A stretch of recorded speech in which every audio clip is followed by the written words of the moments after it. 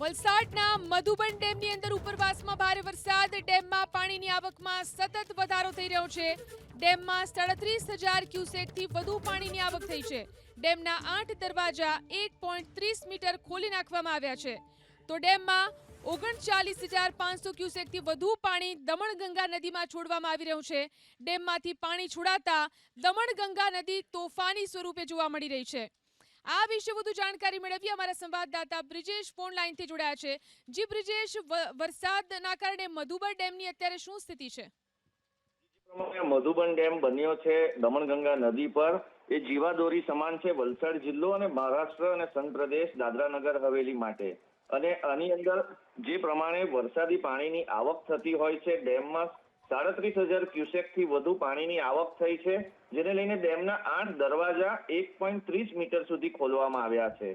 અને હાલ 39,500 ક્યુસેક જેટલું પાણી દમણગંગા નદીમાં છોડવામાં આવી રહ્યું છે. ડેમમાંથી પાણી છોડાતા દમણગંગા નદી તોફાની સ્વરૂપે જોવા મળી રહી છે, કારણ કે પાણીનો પ્રવાહ દરિયા તરફ જતા જતા ખૂબ વધતો હોય છે. નદી કિનારે દમણ અને દાદરા નગર હવેલી અને વલસાડ જિલ્લાના ગામોને સાવચેત કરાયા છે. ભારે વરસાદની આગાહીને પગલે કોઈને પણ નદી નજીક ન જવા સૂચના પણ આપવામાં આવી છે. જી જી આભાર બ્રિજેશ, તમામ જાણકારી આપવા માટે.